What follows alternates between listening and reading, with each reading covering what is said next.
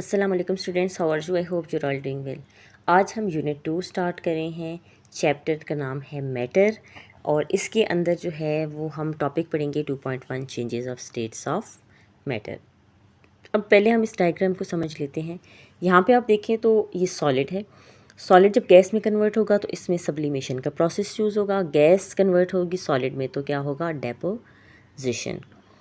Solid liquid में convert होगा तो उसके लिए मेल्टिंग होगी और लिक्विड जब सॉलिड में कन्वर्ट होगा तो फ्रीजिंग होगी। इसी तरह से जब लिक्विड गैस में कन्वर्ट होगा तो इवेपोरेशन होगी और गैस लिक्विड में कन्वर्ट होगी तो कंडेंसेशन होगी। यहाँ पे आप देखें changes of state of matter कि किस तरह से मैटर की स्टेट्स जो हैं वो चेंज हो रही हैं। कि जब भी स्टेट चेंज होता है मतलब कि फेज़ ट्रांजिशन होती है तो ये क्या होती है कि इसमें मैटर की ट्रांजिशन होती है, उसकी चेंजिंग होती है कि एक स्टेट में किस तरह से वो दूसरे स्टेट में कन्वर्ट हो रहा है।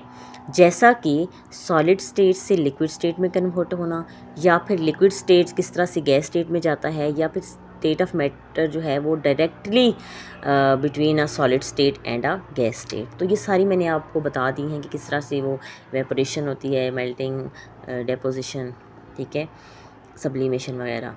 तो ये जो ट्रांजिशंस होती हैं ना इसमें टेम्परेचर चेंज नहीं होता। और इसके अलावा इसके अंदर हम काइनेटिक पार्टिकल थ्योरी को भी समझ लेते हैं, इंटरनल एनर्जी को भी समझ लेते हैं।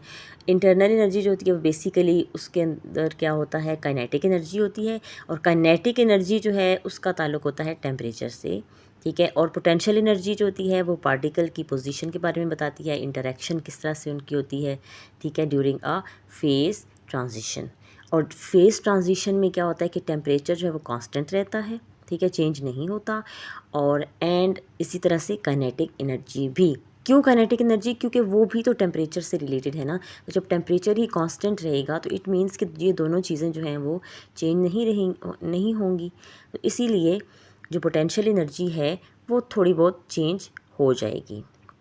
अब ये जो शिफ्ट होती है ना, जो एक मरहला ऐसा आता है कि तब्दीली जिसमें आती है पोटेंशियल एनर्जी के अंदर, इससे क्या होता है कि जो इंटर पार्टिकल फोर्सेस होती हैं ना, पार्टिकल्स के दरमियान में जो फोर्सेस होती हैं फेज़ ट्रांजिशन के दरमियान, उनको ख़त्म किया जा सकता है, ठीक है।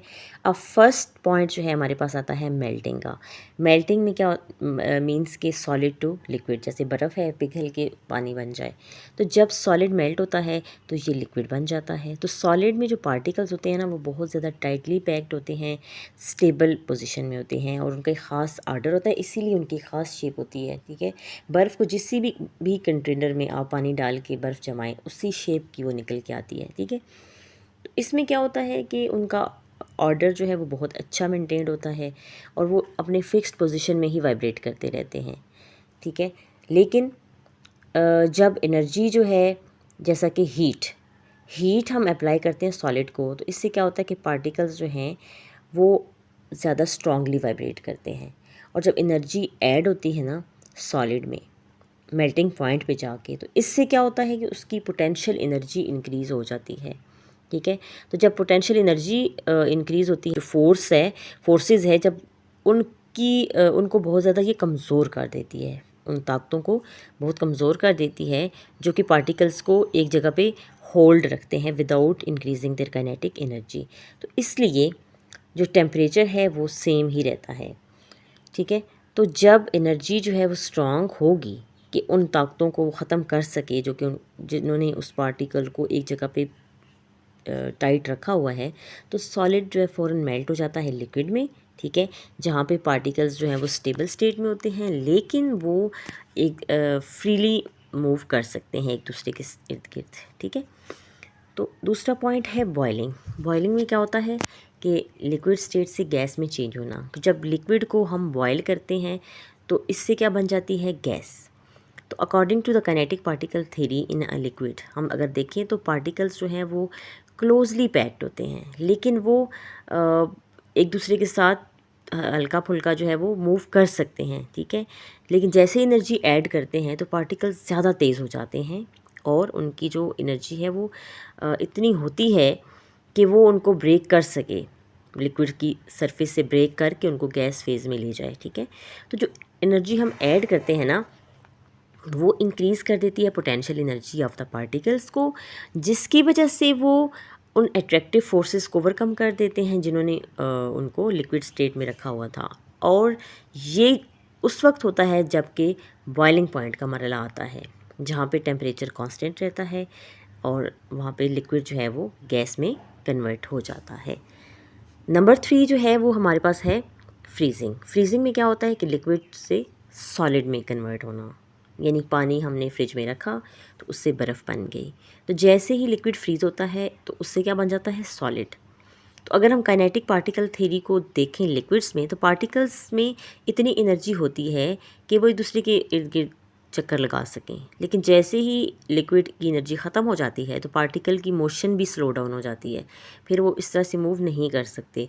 और जो फोर्स ऑफ अट्रैक्शन होती है वो पार्टिकल्स को फिक्स कर देती है, ठीक है, उनको ऑर्डरली उनकी अरेंजमेंट हो जाती है, ठीक है, तो वो एक ख़ास सॉलिड बन जाता है।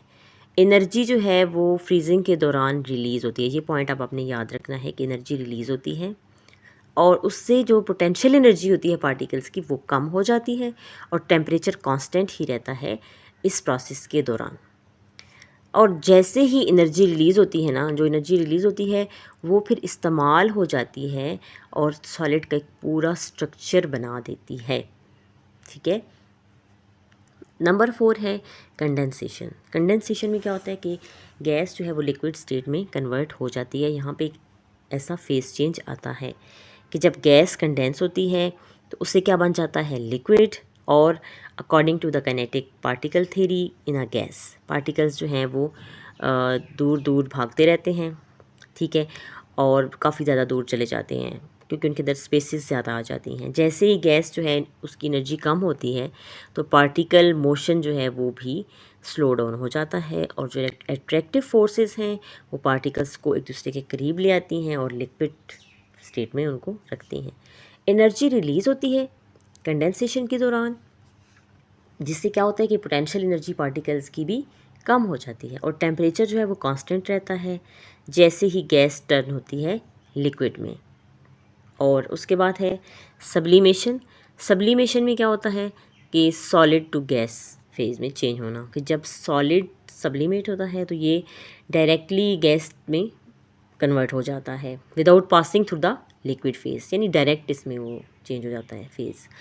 तो काइनेटिक पार्टिकल थ्योरी अगर हम देखें सॉलिड्स में, तो पार्टिकल्स जो होते हैं वो टाइटली पैक्ड होते हैं फिक्स्ड पोजीशन में, और जब सॉलिड जो है वो गेन कर लेता है इतनी एनर्जी के पार्टिकल्स के अंदर सफिशेंट एनर्जी आ जाती है, ठीक है, कि वो फ्रीली कन्वर्ट हो जाते हैं, अपने आप को तोड़ के गैस फेज़ में चले जाते हैं। तो एनर्जी ऐड हुई है सिग्निफिकेंटली। पोटेंशियल एनर्जी तो जो पार्टिकल्स की होती है वो बढ़ गई है और वो जो फोर्सेस जिन्होंने उनको एक सॉलिड स्ट्रक्चर के अंदर रखा हुआ था वो भी फोर्सेस भी ख़त्म हो चुकी हैं, उनको तोड़ दिया गया है। और ये उस वक़्त होता है कि जब टेम्परेचर चेंज नहीं हुआ, टेम्परेचर कांस्टेंट ही रहा है during the sublimation process. Last one इसका है डेपोजिशन। डेपोजिशन क्या होता है, गैस टू सॉलिड, कि जब गैस जो है उसमें डेपोजिशन होती है तो ये डायरेक्टली जो है वो कन्वर्ट हो जाता है सॉलिड में without passing through the liquid phase. तो काइनेटिक पार्टिकल थ्योरी के मुताबिक अगर हम देखें गैस की, तो पार्टिकल्स जो होते हैं वो एक दूसरे से दूर होते हैं और फ्रीली मूव करते रहते हैं, ठीक है। जब गैस एनर्जी लूज़ करती है तो पार्टिकल की जो मोशन है, हरकत जो है वो भी क्या हो जाती है, स्लो हो जाती है, ठीक है। और जो अट्रैक्टिव फोर्सेस होती हैं वो पार्टिकल्स को पुल करती हैं, डायरेक्टली वो उनको सॉलिड अरेंजमेंट में ले जाती हैं। तो एनर्जी रिलीज़ हुई है, क्या हुआ है कि जो पोटेंशियल एनर्जी है पार्टिकल्स की वो भी बहुत ज़्यादा कम हो गई है। और ये क्यों हुआ है कि इसमें टेम्परेचर तो है जो है वो चेंज हुआ ही नहीं, ठीक है, इस पूरे प्रोसेस के दौरान टेम्परेचर चेंज नहीं हुआ। So students, I hope you understood